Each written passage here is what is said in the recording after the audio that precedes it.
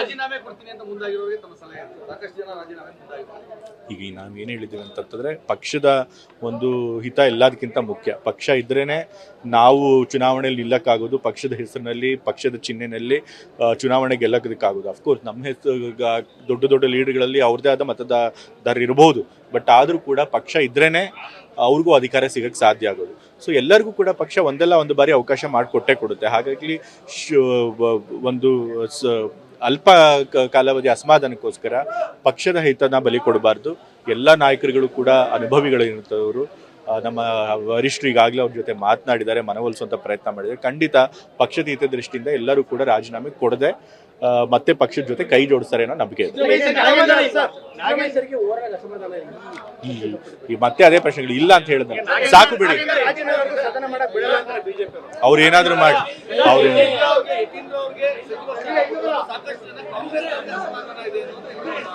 ಅದು ಹೈಕಮಾಂಡ್ ತೀರ್ಮಾನ ಮಾಡಿದ್ದಾರೆ. ಏನಕ್ಕೆ ಈಗ ತಂದೆಯವರು ಮಧ್ಯದಲ್ಲೇ ಮುಖ್ಯಮಂತ್ರಿ ಸ್ಥಾನ ಕೈಬಿಟ್ಟಾಗ ನಮ್ಮ ಸಮುದಾಯದವ್ರಿಗೆ ಸಹಜವಾಗಿ ಏನಾಗುತ್ತೆ, ಕೋಪ ಬರುತ್ತೆ, ಅಸಮಾಧಾನ ಆಗುತ್ತೆ. ಅದಾಗಬಾರ್ದು ಅಂತ ಹೇಳಿ ನನಗೆ ಕೊಟ್ಟಿದ್ದಾರೆ. ಸೊ ಯಾರ್ದು ಕಿತ್ಕೊಂಡು ಏನು ಕೊಟ್ಟಿಲ್ಲ. ಸೊ ಹಾಗಾಗಿ ನಮ್ಮ ಸಮುದಾಯದ ಕೋಟದಲ್ಲಿ ನಮಗೆ ಕೊಟ್ಟಿದ್ದಾರೆ. ಸೊ ಹಾಗಾಗಿ ಅದರಿಂದ ಬೇರೆ ಯಾರಿಗೂ ಅನ್ಯಾಯ ಆಗಿದೆ.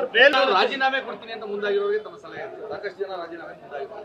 ಈಗ ನಾವು ಏನು ಹೇಳಿದ್ದೀವಿ ಅಂತಂತಂದ್ರೆ ಪಕ್ಷದ ಒಂದು ಹಿತ ಎಲ್ಲದಕ್ಕಿಂತ ಮುಖ್ಯ. ಪಕ್ಷ ಇದ್ರೇನೆ ನಾವು ಚುನಾವಣೆಯಲ್ಲಿ ನಿಲ್ಲಕ್ಕಾಗೋದು, ಪಕ್ಷದ ಹೆಸರಿನಲ್ಲಿ ಪಕ್ಷದ ಚಿಹ್ನೆಯಲ್ಲಿ ಚುನಾವಣೆ ಗೆಲ್ಲಕ್ಕಾಗೋದು. ಅಫ್ಕೋರ್ಸ್ ನಮ್ಮ ಹೆಸರು ದೊಡ್ಡ ದೊಡ್ಡ ಲೀಡರ್ಗಳಲ್ಲಿ ಅವ್ರದ್ದೇ ಆದ ಮತದಾರರು ಇರಬಹುದು, ಬಟ್ ಆದರೂ ಕೂಡ ಪಕ್ಷ ಇದ್ರೇನೆ ಅವ್ರಿಗೂ ಅಧಿಕಾರ ಸಿಗಕ್ಕೆ ಸಾಧ್ಯ ಆಗೋದು. ಸೊ ಎಲ್ಲರಿಗೂ ಕೂಡ ಪಕ್ಷ ಒಂದಲ್ಲ ಒಂದು ಬಾರಿ ಅವಕಾಶ ಮಾಡಿಕೊಟ್ಟೇ ಕೊಡುತ್ತೆ. ಹಾಗಾಗಿ ಒಂದು ಅಲ್ಪ ಕಾಲಾವಧಿ ಅಸಮಾಧಾನಕ್ಕೋಸ್ಕರ ಪಕ್ಷದ ಹಿತನ ಬಲಿ ಕೊಡಬಾರ್ದು.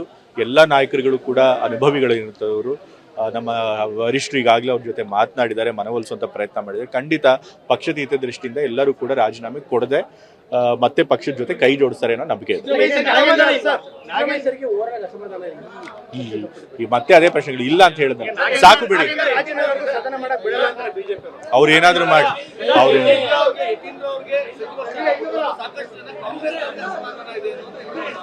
ಅದು ಹೈಕಮಾಂಡ್ ತೀರ್ಮಾನ ಮಾಡಿದ್ದಾರೆ. ಏನಕ್ಕೆ ಈಗ ತಂದೆಯವರು ಮಧ್ಯದಲ್ಲೇ ಮುಖ್ಯಮಂತ್ರಿ ಸ್ಥಾನ ಕೈಬಿಟ್ಟಾಗ ನಮ್ಮ ಸಮುದಾಯದವ್ರಿಗೆ ಸಹಜವಾಗಿ ಏನಾಗುತ್ತೆ, ಕೋಪ ಬರುತ್ತೆ, ಅಸಮಾಧಾನ ಆಗುತ್ತೆ. ಅದಾಗಬಾರ್ದು ಅಂತ ಹೇಳಿ ನನಗೆ ಕೊಟ್ಟಿದ್ದಾರೆ. ಸೊ ಯಾರ್ದು ಕಿತ್ಕೊಂಡು ಏನು ಕೊಟ್ಟಿಲ್ಲ. ಸೊ ಹಾಗಾಗಿ ನಮ್ಮ ಸಮುದಾಯದ ಕೋಟದಲ್ಲಿ ನಮಗೆ ಕೊಟ್ಟಿದ್ದಾರೆ. ಸೊ ಹಾಗಾಗಿ ಅದರಿಂದ ಬೇರೆ ಯಾರಿಗೂ ಅನ್ಯಾಯ ಆಗಿದೆ.